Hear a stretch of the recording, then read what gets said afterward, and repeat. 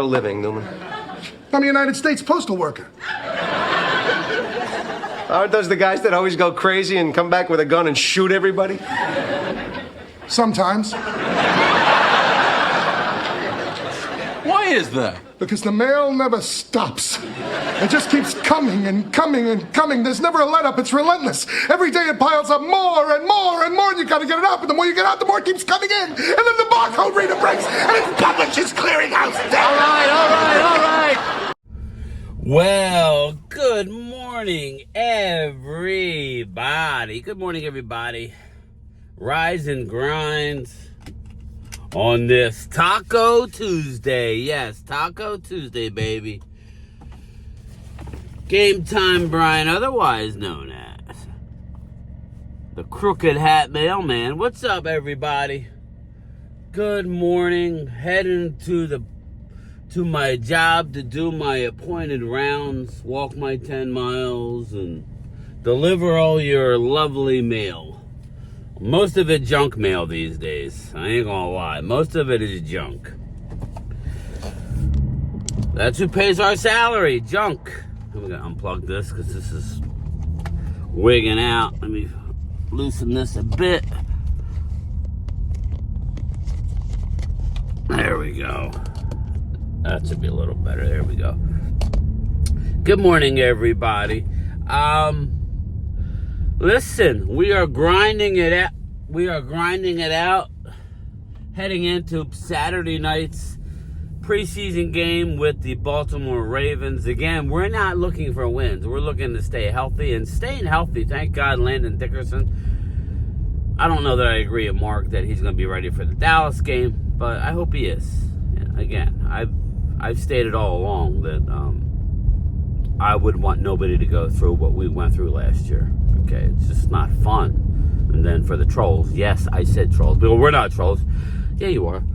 When everything that's coming out of your mouth is negative, you're a troll. Sorry, life isn't that negative. Again, when you look at the big picture, we're doing pretty good as far as the Dallas Cowboys. Dallas Cowboys have fallen victim to how the NFL does business these days. How the NFL does business, and in part due to the Players Association. I really do. They don't practice well, right? They don't practice very good. Dallas has went very young, okay? Very, very young. They're a young football team.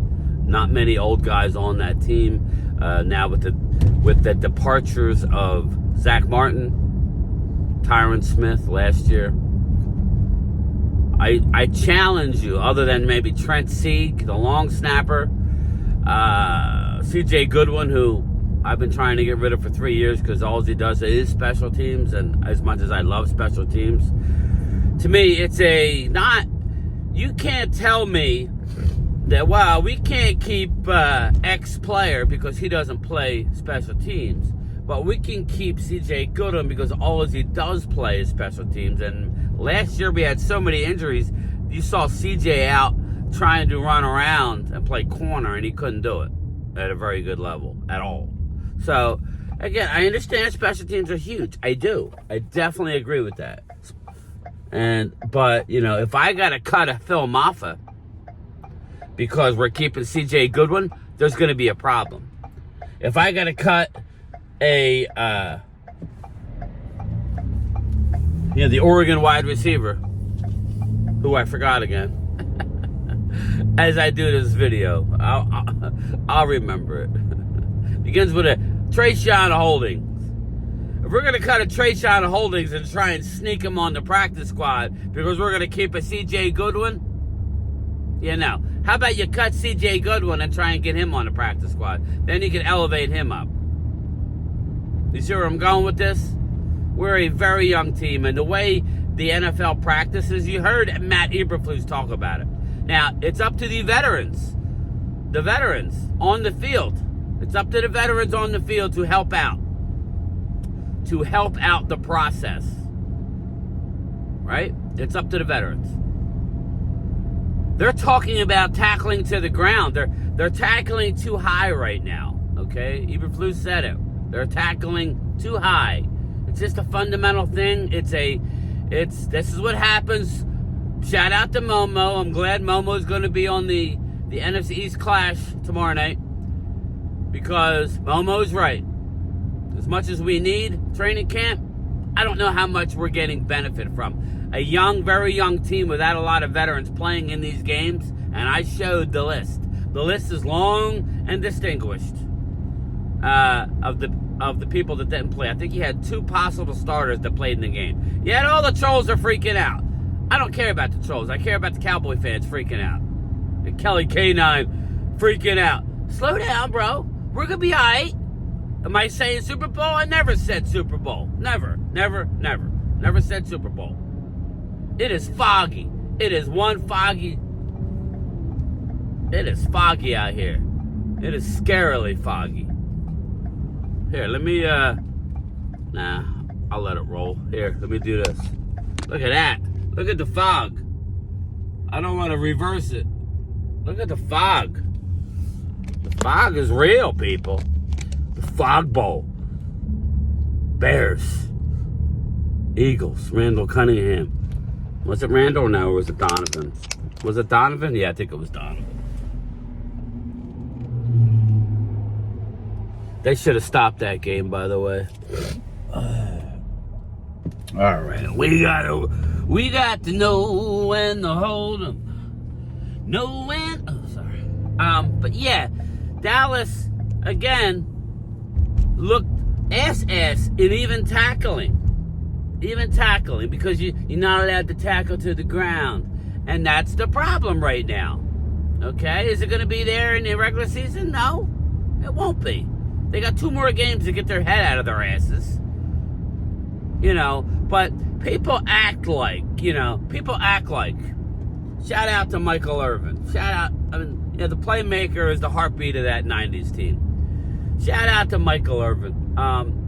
They were on the Netflix. I didn't know that the red carpet would be last night. I don't know why it wouldn't be the night of the premiere.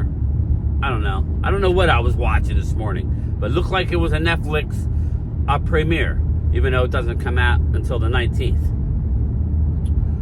Unless I'm wrong, put in the comments. I thought the Netflix thing didn't come out till the 19th. But the red carpet was tonight. Whatever. Or last night. Just check out what Michael Irvin had to say. Way you realize the special sauce on the team was not talent. It was our unity, and it inspires this group of Cowboys to come that close and go do some things.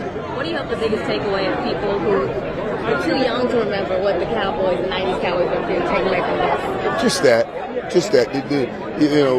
I hear certain things that people say, oh, it was one of the greatest teams, like that offensive line was one of the greatest lines. I was here, we had the same offensive line before Emmett came, and it wasn't that. It was the uniqueness of all of us coming together, the commitment of all of us saying, this is how we were going to play football. And I think you'll get that. And you'll also see the beauty of things when you do make that commitment to one another like we did. And all of it. I know everybody wants to talk about, the other things that went on in here. I understand all of that's all part of the journey. Every bit of it. So I was willing to talk about it.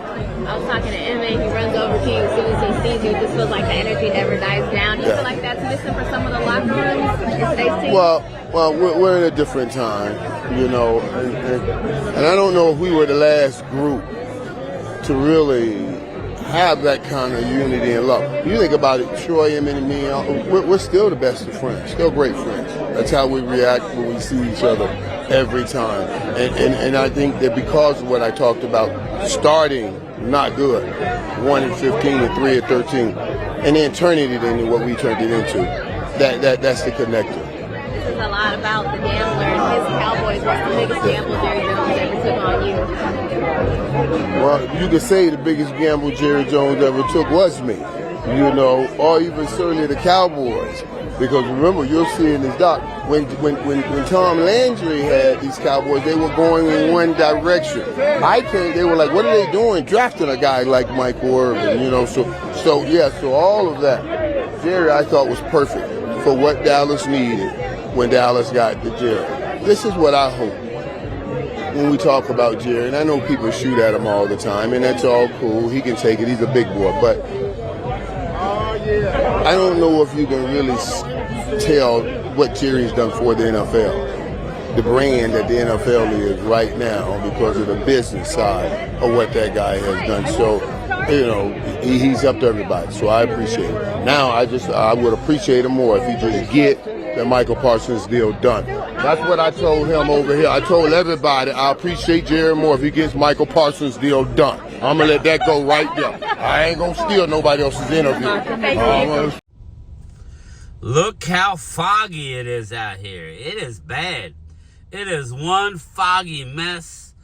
You can't even see Duncan's over there. Duncan's is over there. You can't even see Duncan's. It is one foggy mess out here. It is soupy. Soupy, I tell you. Look at this. I'm riding into the abyss. I'm coming home. Oh, sorry. Here we go. This is what we're driving in, people. This is it. Michael Irvin just laid it right out for you. And we're going to touch on a few things that Michael has said. Michael Irvin was wondering when he was drafted, why did Tom Landry and the Dallas bring him here? Tom Landry was a legend. How they got rid of Tom wasn't necessarily the best way. But Tom needed to go in a better way. He needed to go. Football had passed them by. And I know I'm going to upset people. I was very upset when I was a kid when Tom Landry was fired. Looking back, how it was done was what the problem is, not that he was let go. Tom Landry was an innovator. Why are we going so slow here? Like, what's going on here?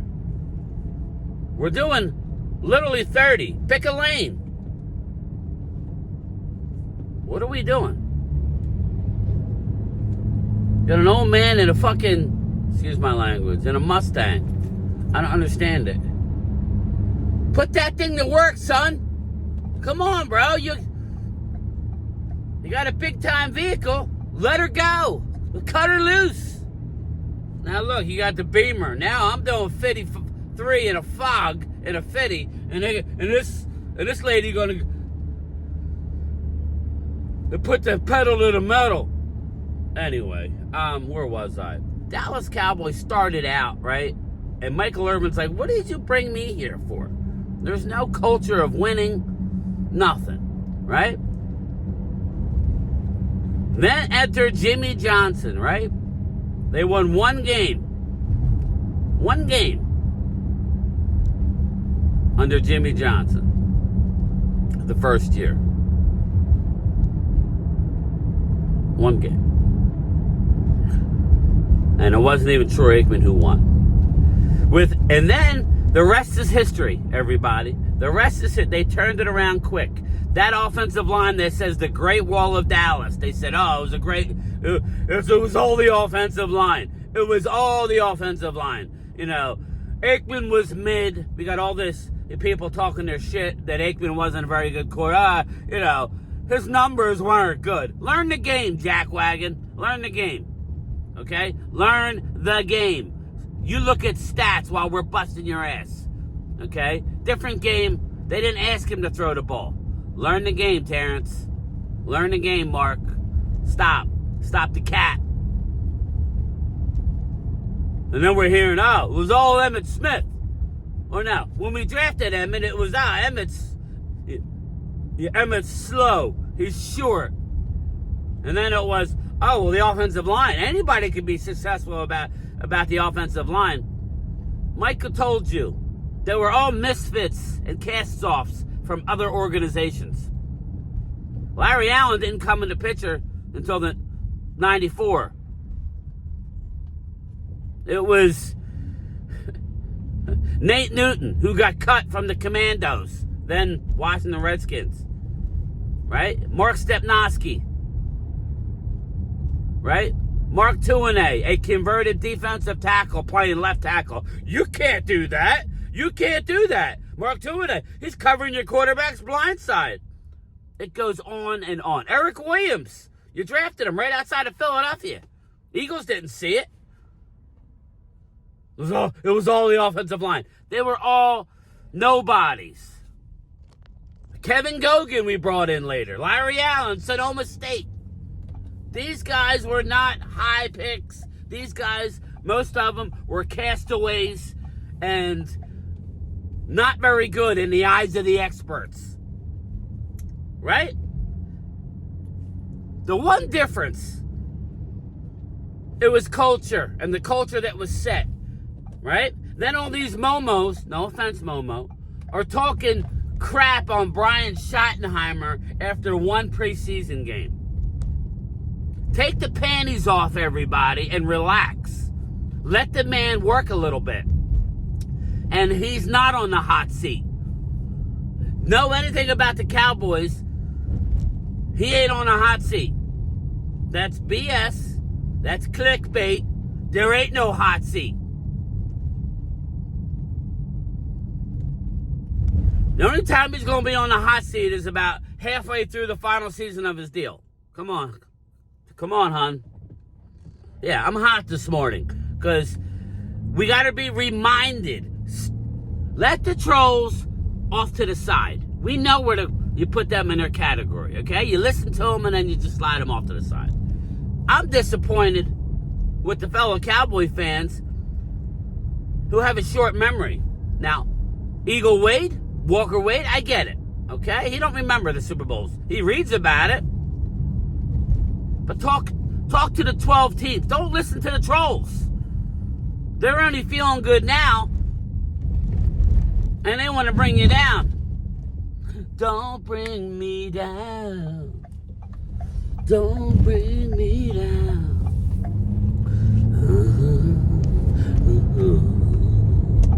Yeah, I don't know the words. Don't let me down. Don't let me down. I think it was Don't Let Me Down. Maybe it's Don't Let Me Down. Again, use your eyes and your brain, people. Nobody's in jeopardy of losing nothing. It's the way the culture is, and I can't wait for tomorrow night to actually commend Momo. Good job, Momo. You reminded me that the preseason is garbage. Because after one game, I got half of the Cowboys fan base, you went in a cave with Hamid. It's an absolute freaking joke. It's a joke, I tell you, a joke. Give me a break, everybody. Michael Irvin said it. It's about culture, all right? It's about culture. It's about friggin' culture. Let me back up a little bit.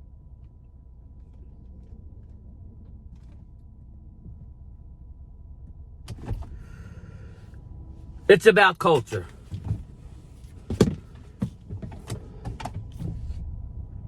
Oh, yeah, I'll go back a little more.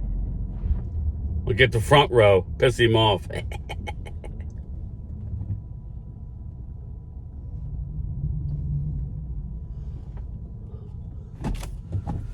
It's all about culture. It's about a culture of winning. Are you guys happy with 3 straight 12-win seasons without winning nothing? Are you? Are you happy with 3 straight winning seasons without winning shit? I'm not. I'm not happy with it. Maybe you take the lumps now, right? Maybe this isn't our year, okay? Maybe it is our year. Who would have thought that we were going to go from winning 1 game and 2 years later making some stink, right?